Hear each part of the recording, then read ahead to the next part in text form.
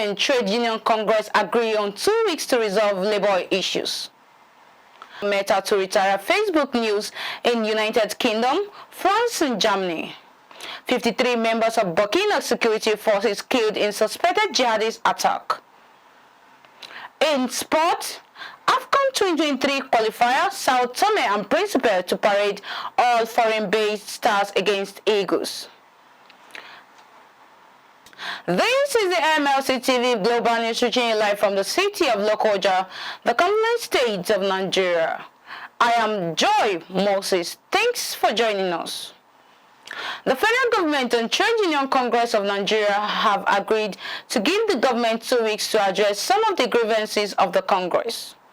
The meeting was convened by the minister to resolve TUC's and Nigerian Labour Congress differences with government and to avert the pending warning strike by organized labor.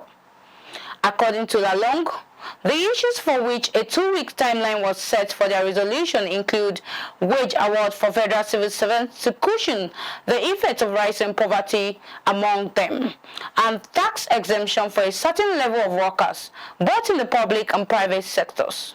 Recall that on Friday, 1st September, the MLC declared a 2-day warning strike which began on Tuesday. The 2-day warning strike observed partial compliance from workers in some parts of the country, including Lagos State, Rivers State, and Abuja. However, the turnout of workers is significantly low compared to other days. To cushion the effects of fuel subsidy removal, Governor Babangana Umar Zulum presented a check of 2 billion naira to the Nigerian Labour Congress NLC in Borno State for disbursement of interest-free loans to eligible workers with repayment period of 24 months. The presentation took place after a meeting between the governor and officials of the NLC led by the Labour chairman in Borno State, Yusuf Onowa. Zulum asked the NLC to complete talks with State Ministry of Finance to determine category of workers to be entitled to the loans, as well as the loan recovery through monthly deduction of no more than 1/3 of salaries. The governor also announced 100% increase in monthly release for payment of gratuities backlog. Allocation of 30 buses to be dedicated to conveying workers at subsidized fares, and direct payment of backlogs promotional benefits. The NLC chairman later thanked Governor Zulum for meeting top of their demands, hoping that Labour will continue engaging the government for more demands to be addressed for the welfare of workers at the state and local government levels. The Independent National Electoral Commission INEC has announced resumption of collection of permanent voters' cards (PVCs) for registered voters ahead of the November 11th governorship elections in Bayelsa, Kogi, and Imo states. INEC National Commissioner and Chairman, Information and Voter Education Committee, Sam Olumekun, said the current exercise only covers the 3 states where governorship elections will hold on Saturday, 11th November 2023. Olumeko noted that PVCs will be available for collection at the local government area offices in the 3 states, 8 in Bayelsa, 27 in Imo, and 21 in Kogi. The Commission said it has also created other designated centers for local government with high number of uncollected PVCs. We go on a short break now. We'll be right back. We are who we are. Women from all walks of life, from different tribes and towns. With one voice we promote.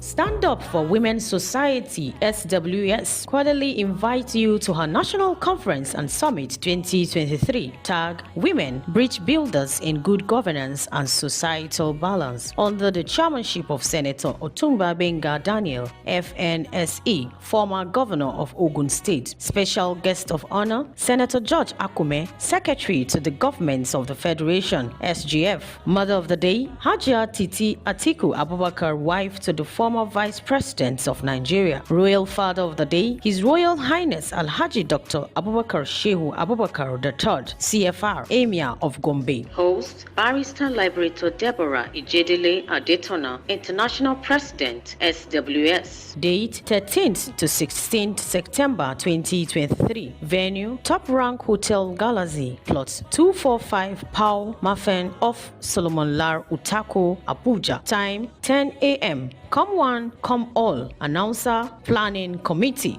Good women for a better society, we say. Good women for a better society, we say. Welcome back. On politics, the former governor of Ekiti State, Fayemi, revealed that the protest against the fuel subsidy removal during the administration of ex-President Goodluck Jonathan in 2012 was all politics. Fayemi revealed this while delivering an address at a national dialogue organized to celebrate the 60th birthday celebration of the founding National Secretary of Alliance for Democracy and fellow Abuja School of Social and Political Thought, Professor Udenta in Abuja. Fayemi said the removal of fuel subsidy and adjusted pump price of petrol from 65 per litre to 141 naira in 2012 led to protest, while the price was later readjusted to 97 naira after more than a week of protest. He said all political parties in the country at that time agreed and included in their manifesto that subsidy must be removed, but ACN at the time in 2012 knew the truth, but it is all politics. Social media giant Meta said it would pull the plug on the Facebook News tab in December in its biggest European market, the UK, France, and Germany. Users of the world's biggest social media platform will still be able to read and share news on their feeds, the company said in a blog post.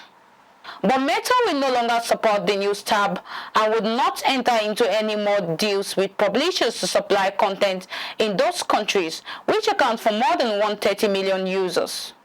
Meta has barred users in Canada from seeing or sharing links to news items after the government passed legislation forcing the platform to compensate the providers. In the blog post, Meta emphasized that its wider strategy for Facebook was to move away from news content. He noted that people do not come to Facebook for news and political content, but come to connect with people and discover new opportunities, passions, and interests. Meta said news make up less than 3% of what people around the world see in their Facebook feed, so news discovery is a small part of the feed of the Facebook experience for the vast majority of people.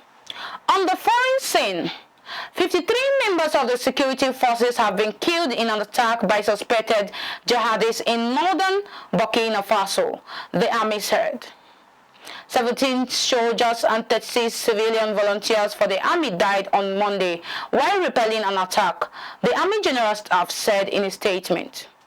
The unit which came under attack was deployed in the town of Komberi in Yatenga province to enable the resettlement of residents chased out of the area by jihadists more than 2 years ago. More than 2 million people have also been displaced with Burkina Faso, making it one of the worst internal displacement crises in Africa.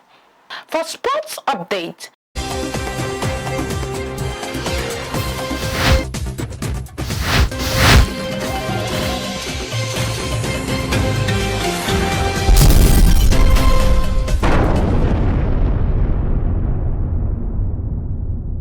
The Nigerian Super Eagles will commence their preparations for the final group game of the qualifier in Uyo.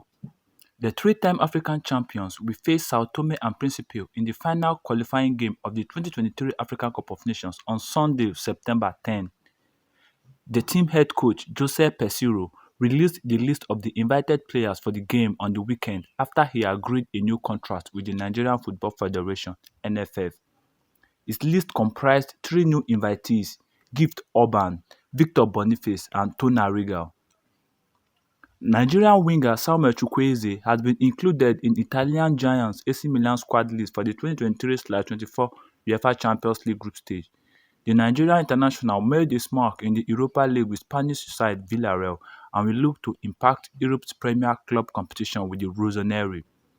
The Super Eagles winger, who joined from Villarreal this summer for a fee of 20 million plus 8 million in add-ons, has already made 3 appearances in Serie A and has been a part of Milan's impressive league campaign start. However, Algerian midfielder Ismael Benazza has been left out. Coach Stefano Pioli's decision is due to Benazza's injury, and there is hope for his return should Milan advance to the knockout stage.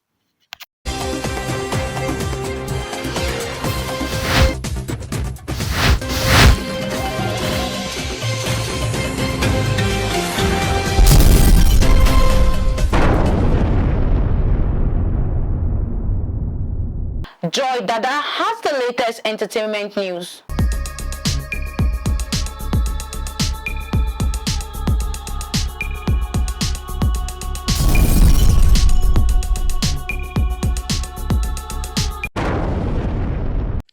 Welcome to Entertainment Segment.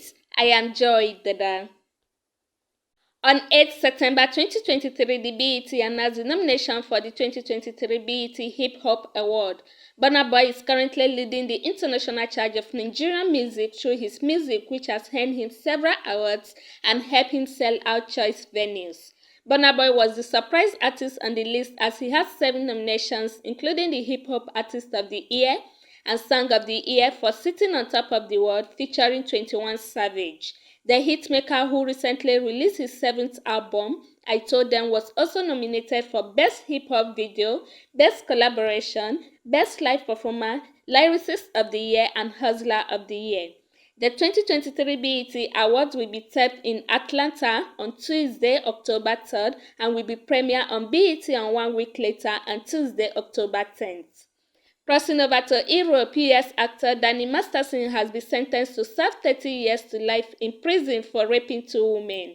Masterson, who was starred on That 70s Show, a TV series that was airing at the time of his crime in the early 2000s. Prosecutors argue Masterson, 47, has relied on his status as a prominent Scientologist to avoid accountability. Judge Charlene Omeldo allowed the victims of his crime to read impact statements in court ahead of his sentencing. The actor was convicted after 3 women testified that he had sexually assaulted them at his Hollywood home from 2001 during the height of his television fame. The jury heard testimony that he had given them drugs before he assaulted them. He was found guilty of rape against 2 of his 3 accusers. The charges brought by the 3rd accuser were declared a mistrial, and prosecutors said they do not plan to retry the case. Thanks for joining me. I am Joy Dada, reporting for MLC TV.